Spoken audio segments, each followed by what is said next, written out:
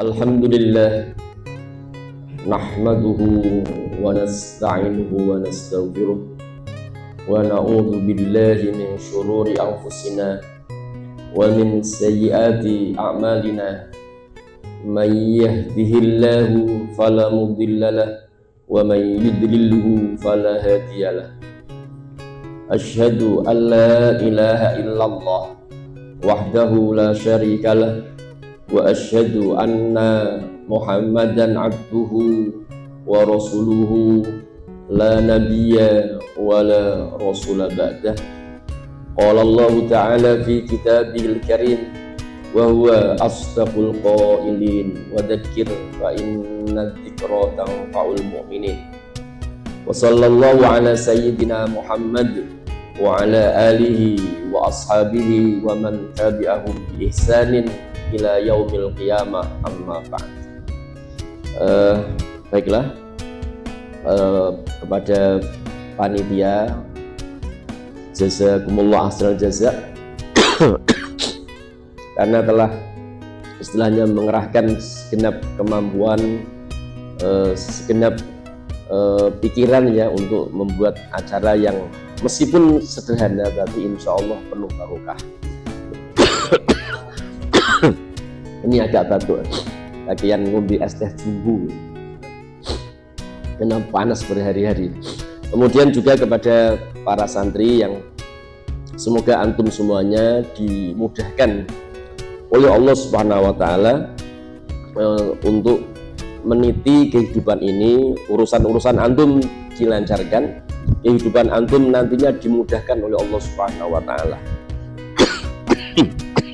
Juga kita mohonkan pada Allah agar orang tua kita yang di rumah itu andai mengalami kesulitan ekonomi, dilancarkan ekonominya oleh Allah Subhanahu wa Ta'ala. Yang berdagang semoga dagangannya laris, yang mungkin jadi pegawai itu juga lancar, tidak ada masalah dengan pimpinan dan lain sebagainya. Mungkin pada malam hari ini temanya kan memang Hari Santri. Jadi memang secara historis ya, Hari Santri ini adalah memperingati resolusi jihad memang dari Hadratus Syekh Kiai Haji Hasyim Asy'ari. Jadi beliau itu saat itu ya saat itu memang menjadi tokoh sentral. Kenapa? Karena kealimannya, karena sangat alim sekali. Kalau dulu saya punya kiai dari Rembang, dari Lasem sana, itu memang muridnya ya, itu kenapa kok menjadi tokoh sentral ya? Karena dia adalah tokoh yang ahli tafsir itu, diantaranya itu. Tapi setelah kita baca-baca itu ternyata beliau itu memang ya muhaddisin yang handal sekali. Istilahnya setelah sekian lama di Indonesia tidak muncul ahli hadis ya, yang maksudnya yang mumpuni ya. Nah itu beliau itu salah satunya. Jadi memang kedudukannya itu sangat tinggi sekali beliau. Nah sehingga memang resolusi jihad itu ketika beliau yang mengeluarkan itu istilahnya mempunyai semacam calling power, jadi punya daya untuk memanggil orang-orang untuk ikut memenuhi seruan dari beliau. Nah ini memang karena ketokohan itu ya, memang tidak sembarang istilahnya orang itu memang bisa begitu ya. Nah ini beliau itu memang ya punya calling power, punya kekuatan untuk memanggil, punya daya panggil yang luar biasa. Nah sehingga ketika dikeluarkan resolusi jihad itu tanggal 22 Oktober ya, 22 Oktober itu nanti semua orang dari penjuru di Jawa itu kan ya, itu nanti memang terlibat dalam perang di Surabaya, yaitu 10 November. Maksud begini, 10 November itu tidak sebuah peristiwa yang berdiri sendiri, enggak, tapi memang ada rangkaian ada rangkaian cerita, Nah, di antara rangkaian cerita 10 November itu memang diawali dengan resolusi jihad Kiai Haji Hasyim Asy'ari. Nah, dari mana? Landasannya apa? Falsafahnya apa? Landasannya, falsafahnya adalah karena sekutu ya saat itu Belanda itu hanya nunut saja, tapi yang paling besar tentunya Eropa yang lain itu kayak Inggris, Prancis, Amerika juga ikut. Belanda sebenarnya kan negara yang tidak begitu besar, sehingga Belanda nebeng sekutu. Nah, kenapa mereka datang?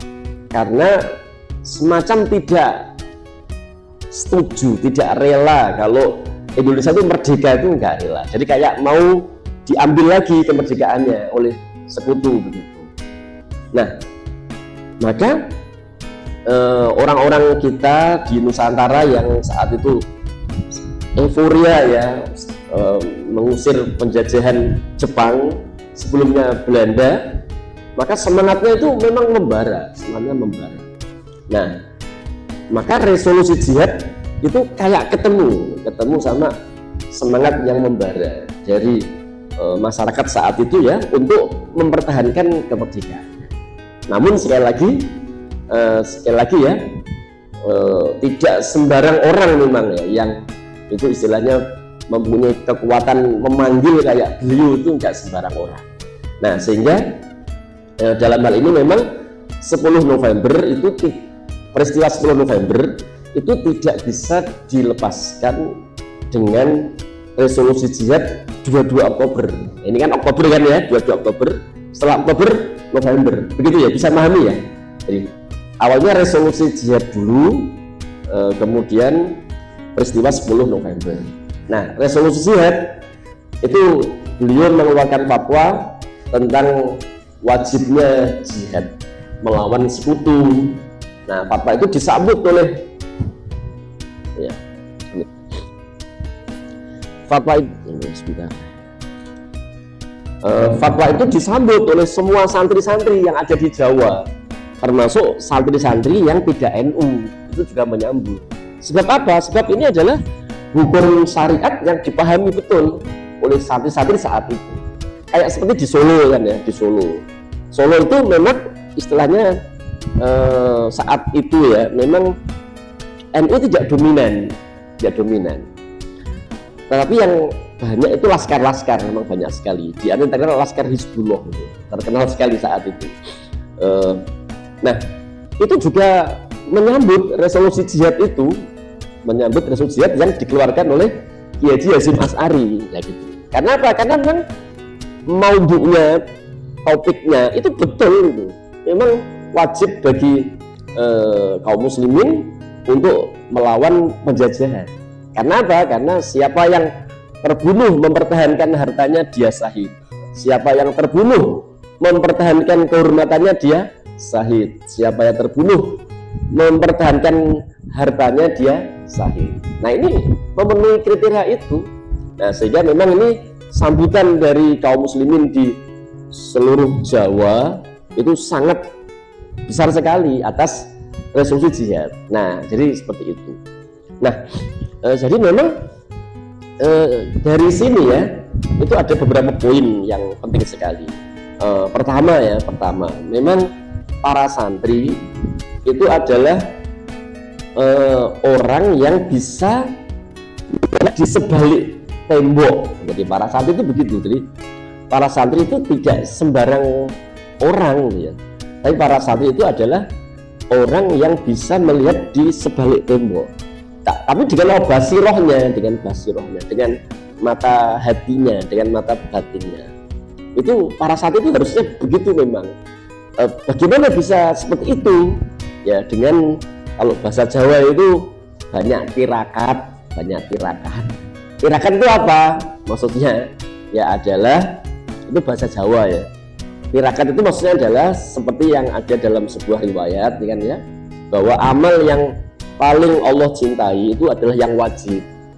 Kemudian ditambah perkara-perkara sunnah, gitu ya. Nah, sampai memang Allah sangat dekat dengan hamba yang melakukan kewajiban-kewajiban plus perkara-perkara sunnah tersebut. Nah, sehingga Allah menjadi matanya dia lihat, Allah menjadi telinganya dia dengar, begitu. Nah, sehingga itu namanya basiroh. Nah, santri itu memang harus punya basiroh. Kalau dia itu dalam tanda petik banyak tirakat. Maksudnya tirakat itu tadi itu mengerjakan hal-hal yang wajib ditambah dengan perkara-perkara yang sunnah. Tentunya ilmu. Jadi ilmu itu penting sekali.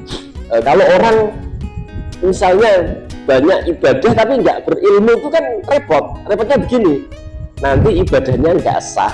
Sebab apa? Sebab dia kurang ilmu, wudunya nggak sempurna, sholatnya nggak sempurna. Jadi begitu. Jadi tadi itu istilahnya hadis tadi itu ya, riwayat tadi tentunya adalah yang mendekat kepada Allah dengan melakukan kewajiban ditambah perkara-perkara sunnah sampai Allah dekat kepadanya, Allah menjadi matanya dia melihat, telinganya dia mendengar, itu adalah orangnya berilmu. Nah, itu santri itu kan, itu di santri yang banyak tirakat itu memang punya basiroh, maksudnya bisa melihat di sebalik tembok itu dengan mata hati.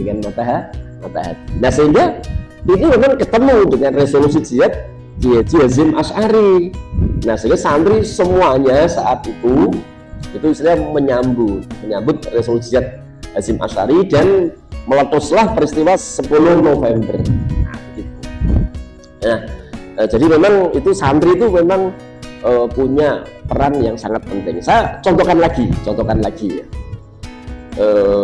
Sejarah yang lebih lama, yaitu pembebasan Al-Maqdis itu kan ya, sekarang Palestina sekarang. Itu kan istilahnya apa? Munculnya generasi Salahuddin Al-Ayyubi. Itu tidak kok kemudian itu muncul tokoh yang namanya Salahuddin Al-Ayyubi, itu tidak begitu, tidak seperti itu. Tetapi memang ini adalah istilahnya apa? Ini adalah hasil dari proses sebelumnya sehingga muncul generasi Salahuddin Al-Ayyubi. Nah, konon menurut beberapa peneliti sejarah, Al-Ghazali itu punya peran yang sangat besar sekali. Beliau Al-Ghazali ya, orang disebut Hujjatul Islam ya, itu punya peran yang sangat besar sekali.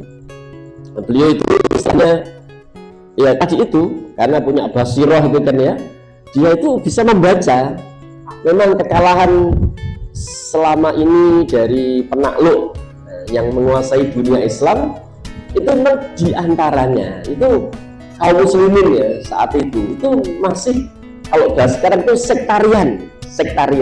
Di sektarian itu maksudnya terkotak menjadi madhab. Jadi yang Asy'ari itu istilahnya berdebat enggak ujung dengan yang Asy'ari misalnya. Nah, itu kayak gitu. Pun pula madhab fikih juga begitu. Madhab fikih seperti itu. Nah, pun pula madhab tasawuf juga begitu. Nah, Al-Ghazali itu punya basiroh, punya mata batin itu ya, yang sangat besar sekali. Wah, itu salah satu penyebabnya ya itu memang kaum muslimin saat itu terkotak-kotak istilahnya dengan sektarian madhab itu. Makanya beliau itu kan salah satu jasa beliau itu memang kayak merukunkan antar madhab-madhab.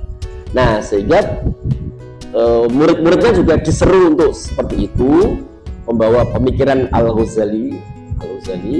Nah, kemudian baru beberapa tahun berikutnya muncul generasi Salahuddin Al-Ayyubi. Jadi memang tidak kok kemudian ujuk-ujuk muncul generasi Salahuddin, itu tidak begitu. Tapi ada proses sebelumnya, yaitu yang tadi saya sampaikan, konon Hujjatul Islam Al-Ghazali itu berperan penting untuk istilahnya kemunculan generasi Salahuddin Al-Ayyubi. Kebetulan saya punya PDF-nya, buku PDF-nya, bagaimana munculnya generasi Salahuddin. Nah, itu seperti itu. Nah, jadi para santri NDM yang dirahmati Allah, jadi memang itu santri itu begitu. saat itu seperti itu. Dia tuh ya lebih punya mata hati, lebih punya mata hati. Dengan apa? Ya tadi taqarrub ilallah, mendekatkan diri kepada Allah, tapi plus ilmu. Soalnya begini, kalau dia tidak ilmu, tidak berilmu ya, dia istilahnya rajin ibadah, itu nanti dia mudah tertipu oleh rencana orang lain. Sehingga kalau dia mudah tertipu oleh rencana orang lain, ibaratnya menari di atas genderang orang lain. Nah, menari di atas genderang orang lain. Tapi kalau dia punya ilmu, itu tidak mudah. Dia istilahnya diarahkan oleh pihak lain melaksanakan program yang diinginkan oleh pihak lain. Nah, begitu. Itu para sahabat itu begitu. Jadi dia dengan ilmunya, dengan basirohnya, dia itu bisa, yang saya katakan tadi ya, dia bisa melihat di sebalik tembok. Nah, itu para santri. Nah, makanya begini, makanya adalah antum itu saat ini itu ya diakui atau tidak diakui ya, saat ini memang kita itu dalam kondisi terpuruk. Diakui tidak diakui itu begitu. Tentunya mungkin begini ya, mungkin kita ambil contoh tuh di Gaza Palestina. Itu pun ketika kita ambil contoh Gaza Palestina itu mesti ada yang komentar begini, walah mas mau dadak ngurusi Gaza Palestina, wong nang Indonesia dhewe akeh masalah PSSI karo Bahrain, masalah opo banyak sekali, ora usah ngurusi begitu kan, komentar orang itu begitu. Kenapa kok begitu? Karena dia terkotak-kotak, tapi tidak terkotak-kotak sektarian seperti eranya Al-Ghazali, tapi terkotak-kotak dengan yang namanya sekat-sekat nasionalis. Nah, sehingga orang kita komentarnya begitu, walah mas kok dadak urusi Gaza barang, Indonesia sekian masalah. Nah, begitu. Sehingga kita tuh memang, nah antum para santri itu melihat ini bahaya loh. Kenapa kok bahaya? Karena Allah itu menyatukan kita dengan iman. Bagaimana mungkin Allah menyatukan kita dengan iman, tapi kita terkotak-kotak dengan batas geografis. Sehingga apa? Sehingga kayak kita dan Malaysia itu beda urusannya. Kita sama orang Muslim di Filipina itu namanya orang Moro itu beda urusannya. Ada juga orang Patani itu orang Thailand, terus kayak beda urusannya. Ada juga orang Rakhine, orang mana? Rakhine itu apa itu istilahnya yang di Myanmar itu kan ya, itu pasti urusannya kono. Nah, begitu. Jadi kenapa? Karena memang kita terkotak-kotak, tapi tidak terkotak oleh sektarian madzhab seperti zamannya Al-Ghazali, tidak, tapi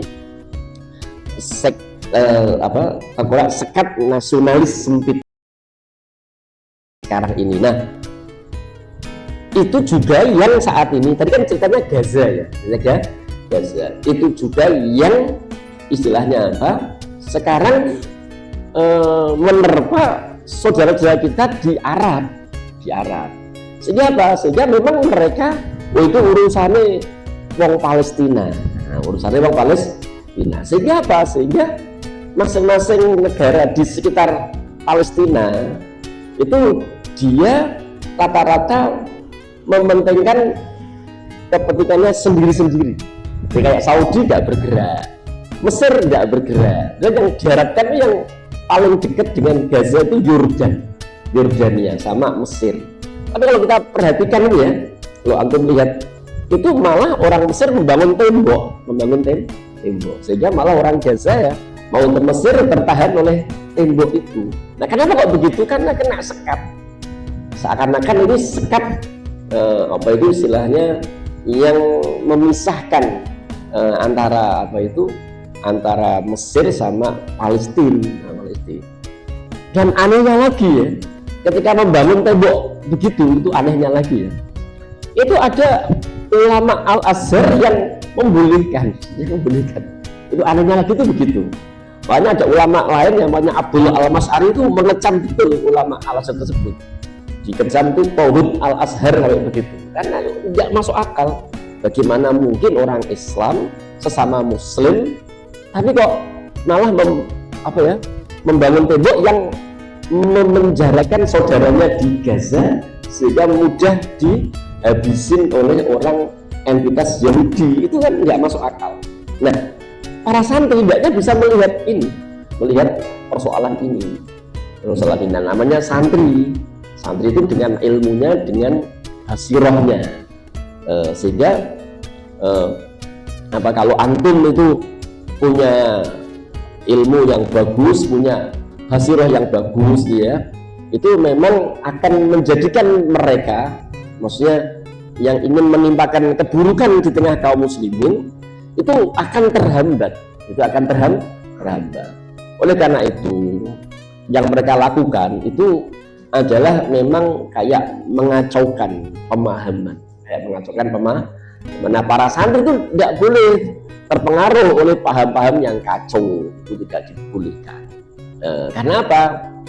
Karena paham-paham yang mengacaukan tadi itu istilahnya akan memberikan kesengsaraan kepada kaum muslimin. Nah, para santri itu harus bisa membaca dan dengan basirahnya dia harus menjadi pelopor di tengah umat untuk memberi istilahnya edukasi ke tengah-tengah umat. Memang kalau antum ngomong seperti yang saya sampaikan tadi di tengah umat itu pasti dilolok ke orang. Dilolok itu bahasa Indonesianya, dicibir oleh orang.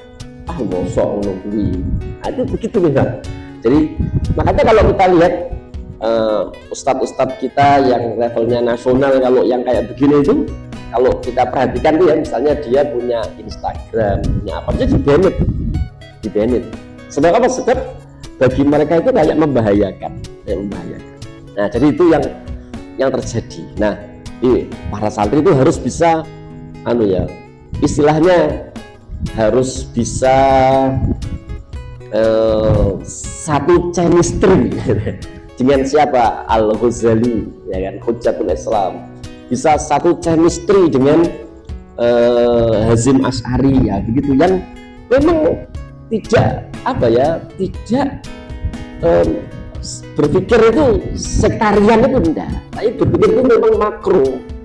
Jadi dia untuk kemaslahatan Islam dan kaum muslimin. Nah, pun pula ulama-ulama yang lain sebelumnya itu memang begitu. Memang itu ulama itu nanti dia didukung oleh santri calon ulama di masa yang akan datang.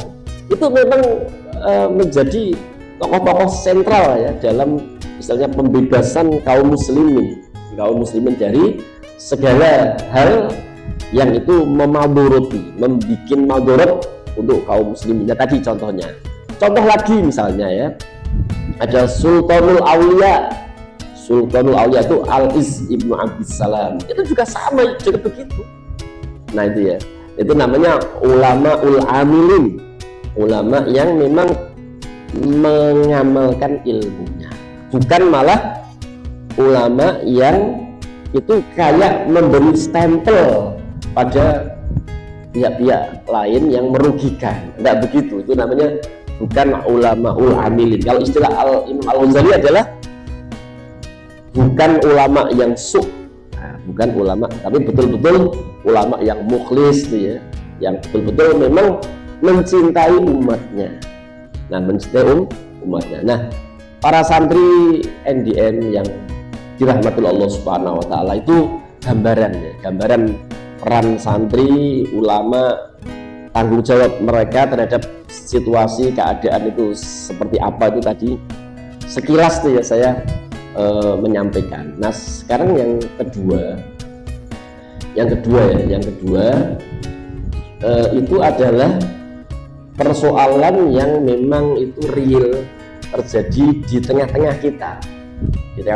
Itu kita tadi kan contoh-contohnya kan kayak di Palestina itu kan, di mana-mana. Tapi waktu awal tidak, kita bicara 10 November itu di kita. Persoalan real saat ini kita para santri yang dirahmatul Allah itu mau tidak mau kita itu harus mengakui bahwasanya ajaran Islam itu memang dipinggirkan. Ketika ajaran Islam dipinggirkan, maka otomatis ada ajaran lain yang menggantikan ajaran Islam yang terpinggirkan. Nah, ini memang sesuatu yang tidak kelihatan. Tapi kalau antum punya basiroh, pasti bisa membaca. Nah, ajaran lain yang meminggirkan Islam itu apa? Namanya sekuler. Sekuler. Nah, sehingga apa? Dengan sekuler itu kan berarti agama ya. Islam itu kan ya.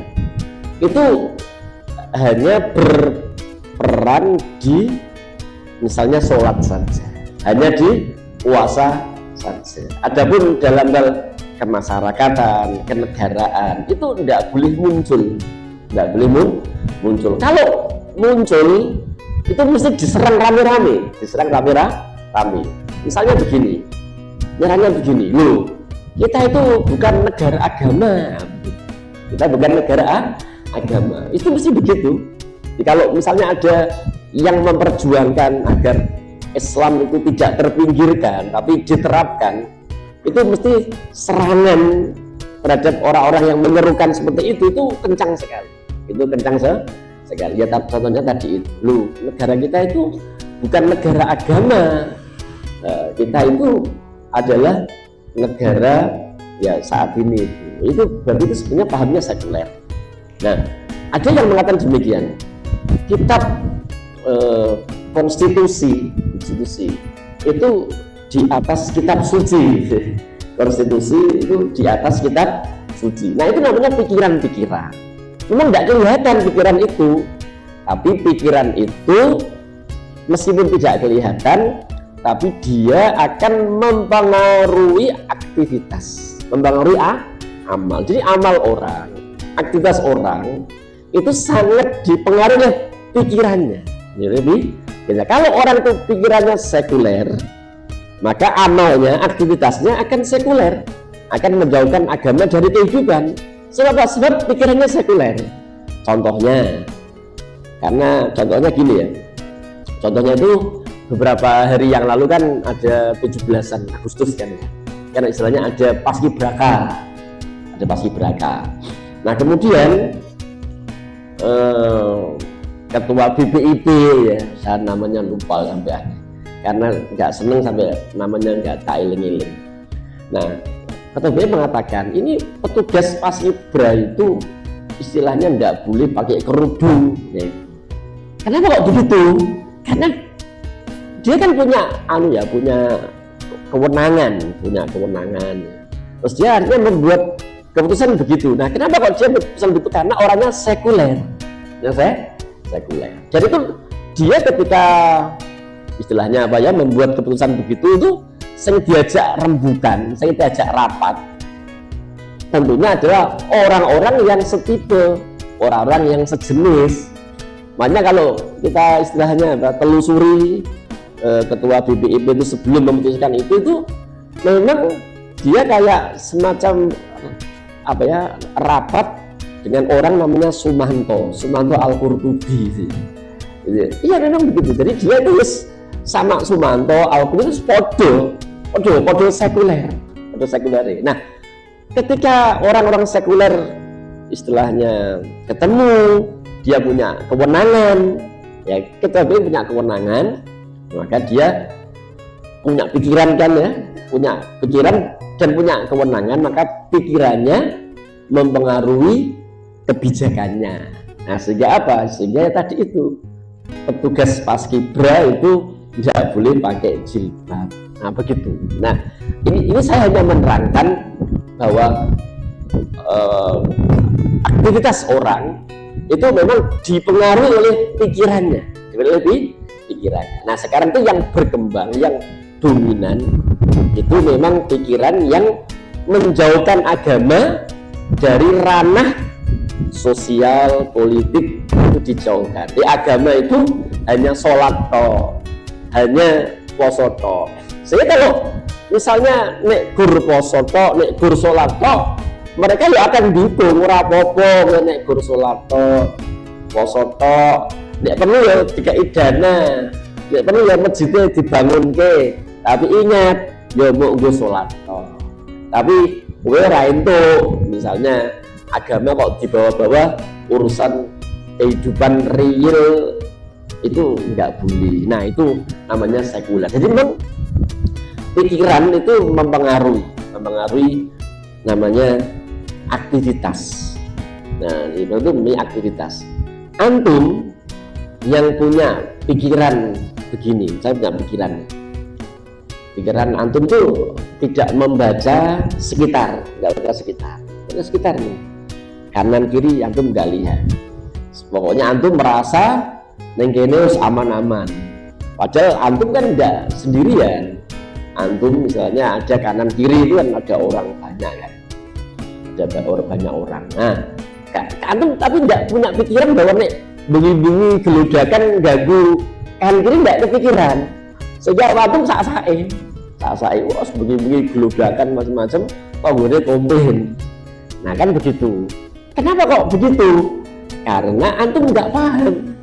Nah sehingga antum melakukan hal yang sesuai dengan pikiran antum. Jadi memang orang tuh bergerak sesuai pikiran. Memang begitu. Makanya para santri itu ya hendaknya istilahnya apa? Mengasah pikiran. Supaya apa?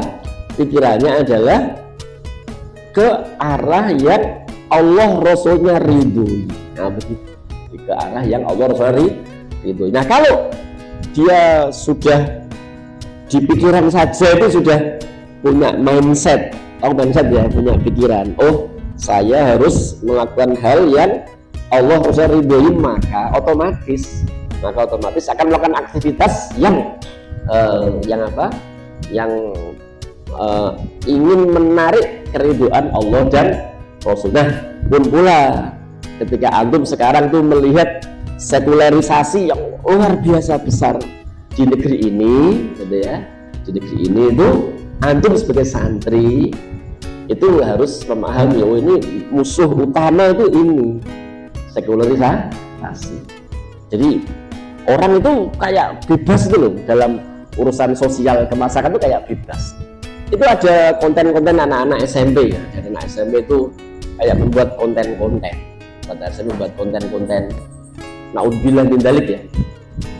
Nah, itu ada ya tanya kan, kakak nakal-nakalnya kakak itu ngapain kalau punya kenalan? Dijawab oleh anak-anak SMP ya, anak seantum naudzubillah. Itu sampai check in belum anak SMP ya kepikiran. Kenapa begitu? Karena pikirannya udah rusak. Nah orang kalau pikirannya rusak itu gimana ya, susah. Nah maka yang dibenahi itu ya pikirannya. Kembali ke tadi sekuler. Nah antum tuh harus melihat sekuler itu bahaya besar saat ini. Nah antum itu menjadi anak panah dari anak panah Islam untuk melawan sekuler ini saat ini ya. Pun pula selain sekuler itu adalah kapitalis. Lalu sekuler itu memang gaduhannya kapitalis. Kapitalis itu apa? Kapitalis itu adalah orang itu punya kebebasan kepemilikan, itu kapitalis. Nah sehingga apa? Bagi mereka pokoknya iso kuoso, iso memiliki tambang, iso memiliki batu bara, iso memiliki minyak, itu bebas. Itu orang kapitalis itu bebas. Itu paham yang berlawanan dengan Islam. Sebab Islam itu memang menolak dalam sebuah hadis yang diriwayatkan Imam Abu Dawud, umatku berserikat 3 hal: air, api, dan padang pengembalaan. Juga ada hadis yang Nabi mencabut orang yang dimiliki oleh Nabi mencabut kepemilikan orang yang awalnya diberi Nabi hak untuk ngelola kayak bukit, tapi bukitnya itu garam. Ada sahabat yang bertanya, ya Rasulullah, ataukah engkau apa yang kau berikan pada yang bersangkutan itu, engkau telah memberikan air yang mengalir, maksudnya kekayaan yang banyak sekali. Terus loh, tapi menyadari loh, terus ditarik. Nah itu artinya tambang-tambang yang tak terbatas, kayak emas, tambang nikel. Kalau sekarang itu lithium yang paling ramai, lithium yang jadi bahan untuk listrik. Itu memang kalau dalam pandangan Islam itu tidak boleh dimiliki oleh individu, swasta tidak boleh, harus dimiliki oleh umat. Nah, negara itu wakilnya umat. Nah, sekarang itu kita adalah pahamnya kapitalis. Bahkan orang nyebutnya itu apa ya? Neoliberal itu maksudnya sampai kabeh iso dimiliki individu swasta. Memang membahayakan sekali. Jadi antum ini sebenarnya nggak punya apa-apa sekarang. Artinya begini, negara ini yang berkuasa itu segelintir orang. Namanya oligarki. Nah, santri itu harus paham hal ini. Nah, makanya ketika santri paham hal ini terus speak up ya, bicara, wah itu mereka pasti akan menyuruh orang-orangnya untuk menyerang kita, mesti begitu. Jadi memang mereka tuh pasti akan menyuruh orang-orang untuk menyerang itu, serang saja. Boleh ke hal-hal yang sekiranya bisa menyudutkan, nah begitu. Nah, jadi antum sebagai santri itu paham betul bahwa saat ini persoalannya itu kita ya sekularisasi, kapitalisasi itu kan ya. Nah itu yang mana dimonopoli oleh ya istilahnya ya orang-orang yang sekuler, yang pikirannya adalah menjauhkan agama dari kehidupan. Nah kalau kita mengaca pada hari santri tadi, Kiai Hasyim Asy'ari ya memahami saat itu kalau sekutu balik itu berarti menjajah lagi. Cuman penjajahan saat itu namanya penjajahan kuno atau namanya old imperialism, penjajahan kuno. Sekarang itu penjajahan kuno itu sudah laku. Sebab apa? Sebab membutuhkan banyak biaya, membutuhkan korban banyak nyawa. Kan mereka butuh tentara. Nah maka orang beralih dengan new imperialism. Jadi itu penjajahan tapi tidak langsung, tapi lewat penguasaan ekonomi, memasang agen-agen mereka di sini, menghancurkan pemikiran yang bisa potensi melawan. Nah saat itu paham. Nah kalau Kiai Hasyim Asy'ari kedua melawan imperialisme kuno, nah antum saat ini santri-santri itu melawan new imperialisme, bahasa modern. Nah jadi saya ulangi. Jadi begini.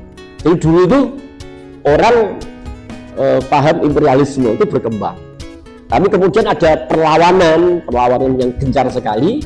Nah sehingga orang-orang imperialis itu waduh kita mendapat perlawanan gencar ini, sehingga di mana-mana itu kan misalnya terjadi pergolakan.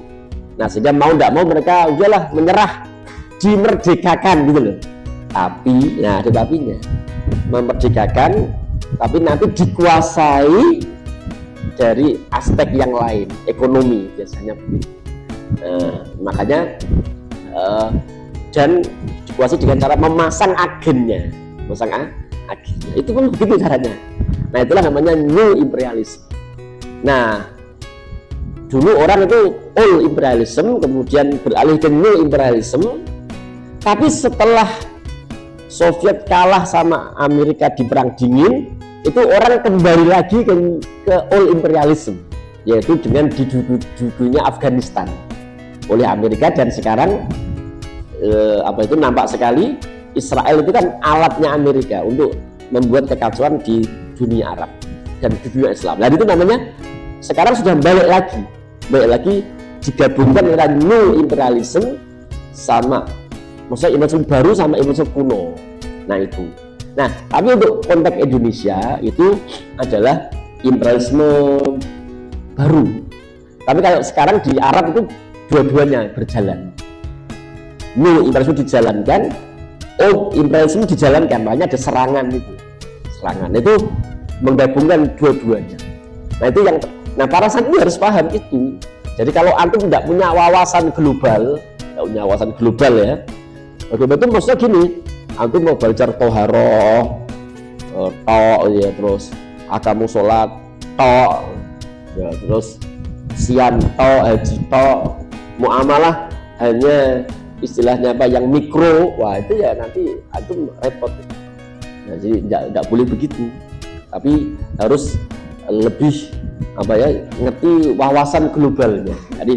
Jadi harus punya wawasan yang bagus. Jadi punya keilmuan, jadi gini, punya keilmuan layaknya santri-santri Lirboyo, santri-santri Sidodiri, santri Matoleh, Manapati. Ini kita kan mau menuju ke sana kan ya, maksudnya punya apa itu, punya kemampuan seperti itu, tapi tidak berhenti di situ, tapi plus punya wawasan politik yang baik, punya wawasan global yang baik. Jadi begitu, supaya apa?